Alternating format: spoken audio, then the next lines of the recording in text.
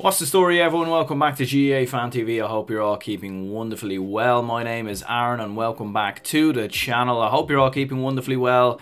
The GAA is getting closer and closer to a potential return over the coming weeks. Hopefully by May we can have a potential return from the GAA, unless there is no more illegal training and whatnot, and we will discuss that a little bit throughout this video. But today we're actually going to be doing something a little bit different on the channel. Well, not too different, because I've made videos like this one before where I kind of look back at some classic games, some old games, give my thoughts, my opinions, my reaction, and kind of break down some of the big key defining moments in those games. And you know what? I was just about to turn on the Dublin and Kildare 2009 Leinster Final. For me, the best Leinster Final I've ever seen personally. Let me know down in the comments below what you think was the best Leinster Final of all time. But for me, the Dublin and Kildare 2009 game was just absolutely iconic. It was two teams going absolutely hell for leather, blow for blow, literally going all out attack. It was iconic stuff between Dublin and Kildare, and I look back at those memories and I look back at those times and think, as much as I love Dublin, as much as I'm a huge and very passionate Dublin fan, and I love to see Dublin win Leinster Championships by 15 to 20 points every year, you look back at this game and you think they were special times. They were great memories, great days, and I'd love to have Dublin Kildare, Dublin Meath playing in Croke Park, packed stadium, going all out. Literally at some point in the future, it would be absolutely brilliant. So yeah, look, listen, what we're going to do is just rewatch the highlights of the game, talk about the key moments, the big moments, the defining moments throughout the game, and kind of give my opinion on it. As I said before, I've made a couple of videos like this, I think about a year ago. I think I've done Donegal and Mayo in 2012, and I think I've done Kerry and Dublin 2013. So yeah, look, listen, there's just really nothing to talk about in the GAA at the moment. There's nothing really going on, and you know what, why not look back at some big moments in Gaelic games. So yeah, for anyone watching, do let me know down in the comments below what game you'd like me to do next. I'd gladly do any game as long as they have highlights on YouTube. It doesn't have to be a Dublin game, can be any game across football or hurling. So do let me know if there's any games you would like me to rewatch, to react to, and give my opinions to, because yeah, there's been plenty of defining and brilliant moments throughout the GAA. And Dublin Kildare 2009, the Leinster Final, the best Leinster Final of all time? Let me know in the comments below. So here we go then, Dublin Kildare 2009. This was the Dublin side. So as you can see there, you've got the likes of Stephen Cluxton still in there. Ger Brennan was in there. Barry Cahill, Jason Sherlock, Bernard Brogan, Conal Keaney, of course, up in the full forward line. Paul Flynn was in there. And Dermot Connolly, a lot of people forget that Dermot Connolly was still on the scene back then, in 2009. Give or take. I think 2009 was his debut season, I believe, but we probably didn't see the best of him until a few years later. The Kildare side, I often look back at that Kildare team, and you know what, I think they were probably a little bit unlucky not to win a Leinster title, in my opinion. I really appreciate what Kildare brought to the table back in these kind of years, like made an All-Ireland semi-final in 2010. You had Dermot Earley, Johnny Doyle, of course the captain, Kavanagh in there as well. Very, very good side. Top team all around between Dublin and Kildare down the years. And yeah, 2010, of course, made the Leinster Final. Or 2010 made the All-Ireland semi-final, I should say, but got beaten by Louth, I think it was. And you have to look back and think Meath won that Leinster Final, but if Kildare had got past Louth that year and got on to a Leinster Final and played Meath, I reckon Kildare would have beat them probably. And when was the last time Kildare won a Leinster title? 2001, I think. 2002 maybe. But yeah, like look how packed Croke Park is there. Like hopefully soon enough, we can have fans coming back to stadiums as well, because it's been too long, man, since we've had fans in stadiums. Of course, you had Darren McGee in the side as well. Young Bernard Brogan. Bernard Brogan, I remember this performance from Bernard Brogan. He was exceptional in this game. Maybe one of his best ever performances, in my opinion. He was kicking points off his right, his left. Kildare just couldn't get anywhere near him. The Kildare defence, Bernard Brogan had an absolute field day. And then Barry Cahill, look at this for a run. Goes around, just completely dodges one of the Kildare defence. Drills it beautifully past the goalkeeper. 1-2 to 0. Barry Cahill, you forget about Barry Cahill. What a player he was, top player for Dublin down the years. Brilliant servant, gave so much to Dublin, and this is a brilliant run and brilliant finish What a goal. What a brilliant goal that was from Barry Cahill. Absolutely iconic stuff. But of course, Dublin obviously at the moment, like I was saying before, in a little bit of controversy at the moment with the fact that they obviously were training when they shouldn't have been. You know, obviously there's rules and regulations in place right now because of the COVID virus, and obviously inter-county teams are not allowed to train right now, as Jason Sherlock puts over a brilliant point. I forget how well Dublin started in this game. Kildare, you know, did come close in this game. Kildare really rallied and nearly beat Dublin. Gave Dublin a real test for their money, but Dublin certainly started the stronger. And you know what's mad about this game as well is this was obviously, you know, right before Dublin got absolutely hammered by Kerry in the 2009 All-Ireland quarter-finals. What a performance that was by Kerry. Dublin went in as favourites in many ways because of this performance, and because Kerry were slacking off a bit at that current moment in time. You know, they were knocked out in the Munster Championship. I think scrapped past Sligo, I think, in a qualifier as well. Look at that for a point there. Pádraig O'Neill. Iconic stuff there from Kildare.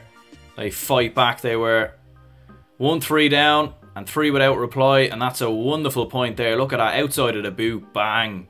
There's no stopping that, mate. But anyway, back to Dublin and their disappointments and their, you know, obviously illegal training. And look, listen, I know a lot of people have given their 2 cents on it. A lot of people have spoke about it. I thought about making a video about it myself, but ultimately I just don't know what more, you know, I can add to it, what more I can say about it personally. Like, I think it was wrong. What they done was wrong. Rightly, they should be punished. Just like Cork and Down, you know, they were obviously punished as well. And I think the same for Dublin. Dublin should be punished as well. Dessie Farrell gets handed a 12-week ban. Dublin GAA acted immediately as well. They didn't hesitate. They put up a post on their social media addressing the public with the situation. And rightly so, you know, and I think that's an appropriate ban for Dessie Farrell. I don't agree with all the, you know, a lot of people really speaking out against Dublin at the minute. You know, saying, oh, Dublin should be thrown out of the championship, or, you know, Dublin are, you know, players should be banned, or points deduction, this or that. Like, everyone's speaking out. And I understand, you know, Dublin are obviously the best Gaelic football team in the country right now, and have been for a long time. Probably the best, you know, run GAA organisations. You know, it's very rare, of course, that Dublin make mistakes. I say that here as Ger Brennan just gets sent off. Ger Brennan always seemed to get sent off for Dublin, by the way. Literally, anytime I look back at highlights, you know, in classic games of Dublin, Ger Brennan gets sent off. But, and there's another brilliant point there. Fantastic stuff in Kildare now, level in the game, 1-4-7. Look at that, outside of the boot again. Wonderful stuff from Kildare. Connolly with the point there, wonderful stuff. But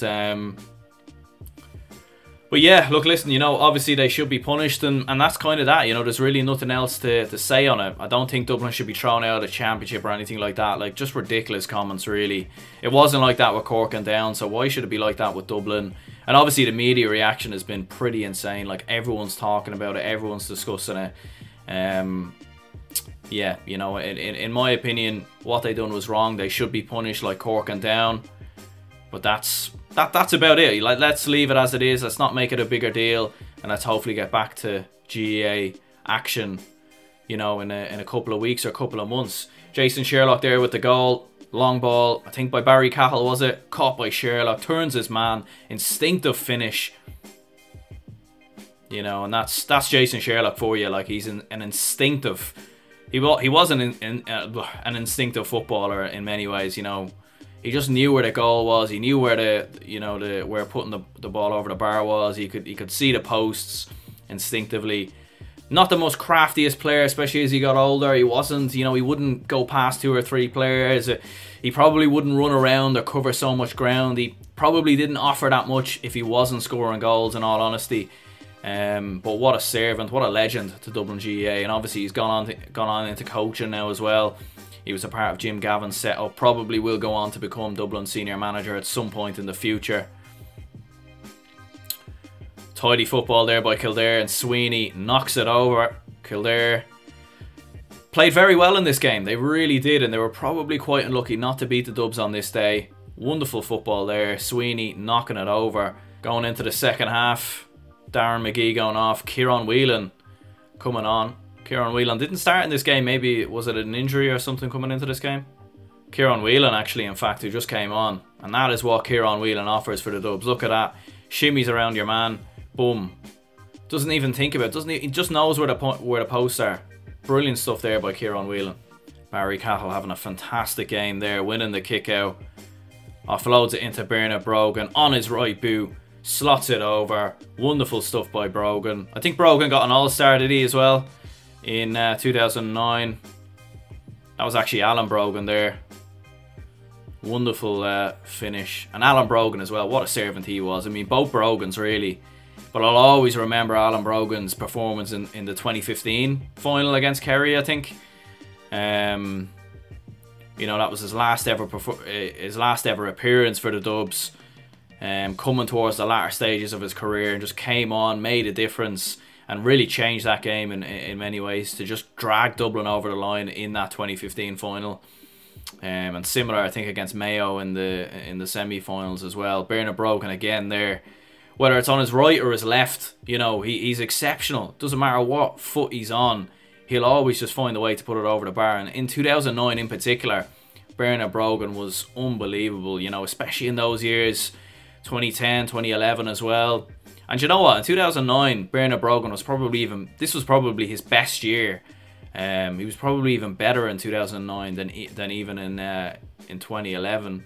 But I think the problem was for Dublin is that they were so reliant on Bernard Brogan. They didn't have any other forwards really in the team at that point. Dermot Connolly hadn't quite hit the heights up until then. He was still a relatively young player. Jason Sherlock was getting a lot older, and I think Kerry recognised that in 2009. You know, they doubled up on Bernard and Allen, and Dublin just couldn't offer anything in attack and ultimately got ripped apart. There's Shane Ryan, remember him? Look at that. Do you know what? He was a great player as well for Dublin, Shane Ryan. I remember him quite well. He was explosive, he was fast, he was a real workhorse of a Dublin player. Like, he wouldn't really get many points. Probably got caught out of position from time to time, but he was explosive, he was quick, and he gave everything for Dublin, you know, he gave everything to the cause. And Bernard Brogan again there. Whether it's from the right hand side of the pitch or the left hand side of the pitch, it's only one outcome, and it's going over the bar. Conway. Oh, look at that for a point there. Over the bar, Kildare. Jump for joy.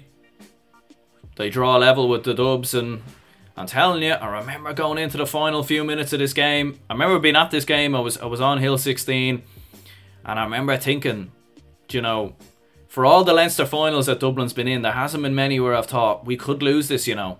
We could genuinely lose this. I remember this one thinking, this could be Kildare's day. Conal Keeney on the ball, what a servant he's been for Dublin.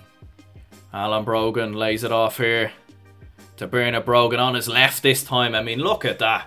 That is beautiful stuff altogether, but from Bernard Brogan. Kicking points with his right and now kicking points with his left. Wonderful stuff there from Bernard Brogan. Kieran McGeeney can only watch on in disbelief. Paddy Andrews, of course, in the side as well. Forget that Paddy Andrews. I think was he dropped in 2010 or 2011? There's Conal Keeney. Bernard Brogan. That could have settled it. That would have finished the game completely, wouldn't it? What a servant Conal Keeney's been though for Dublin as well. You know, whether it's football or hurling. Some talks that he might step down or retire going into the 2021 hurling championship. We'll have to kind of wait and see what happens there. But what a servant he's been. Look at that. Defence from Dublin. Fighting for the cause. It's a shame they didn't do that in the next game against Kerry. What's interesting here though is that Dublin, like in the closing stages, they keep attacking. They just keep going. They keep going. Dublin wouldn't do that today. Do you know what I mean? Like, Dublin would keep possession. They'd be calm. They'd take this thing out of the game. And I know they've got a point here, so it's worked out. But I think that just shows the difference between Dublin back then and Dublin now.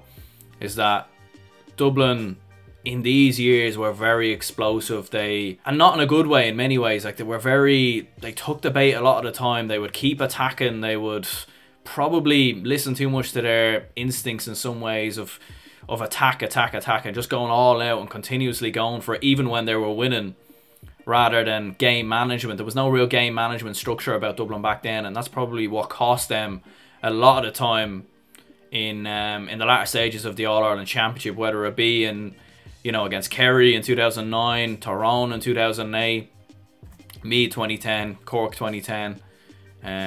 A lot of the time the game management just wasn't quite there from the Dubs, and I think that was something that really evolved when Jim Gavin came into the side. His, you know, game management for Dublin at times was unbelievable. Like, I'll always remember, I think it was in Mayo 2017, just for the final 5 minutes, Dublin just kept the ball. They didn't lose the ball, they just kept playing it from side to side. And look, listen, obviously that's not great if you're a Mayo fan. It's not great if you're a neutral, obviously, either. You don't want to be seeing that. You want to see great games of football. Iconic stuff, really, from the Dubs that year. And obviously winning the Leinster title 2009. And yeah, that was obviously the 2009 Leinster Senior Football Championship final. What a game it was. And look, listen, obviously, you know, Kildare certainly gave Dublin quite the battle that day, and probably on another day probably should have won that game, in my opinion. They had the chances, they had the opportunities, and certainly Kildare will probably look back at that kind of time period and think, you know what, we should have won a Leinster title. They should have won a Leinster title. I really feel like they should have. But ultimately, Dublin were always, even though at that point they struggled a lot of the time in the latter stages of the Leinster Championship, they were always still there in Leinster. You know, particularly from 2005 onwards, they were still always thereabouts. 2010 was obviously the one year where that didn't happen, and Kildare, unfortunately, lost against Louth, of course, in that year's Leinster Championship. And we all know, of course, what happened in that year's Leinster Championship, obviously, as well. But, yeah, obviously, that was myself watching the 2009 Leinster final. Of course, do let me know down in the comments below any games you want me to watch, of course, next week. Any classic games in both football or hurling, do let me know down in the comments below. I would gladly stick on one of the games, as long as they have highlights on YouTube. If there's no highlights, then unfortunately there's nothing really we can do. But do let me know down in the comments below. Yeah, do drop a like and subscribe and all that good stuff on the road to 1,000 subscribers. Hopefully we can hit it sooner rather than later. David Keogh will be coming on the podcast this Saturday, so we spoke all about his time, of course, playing for the Dublin senior hurling squad over the past couple of years.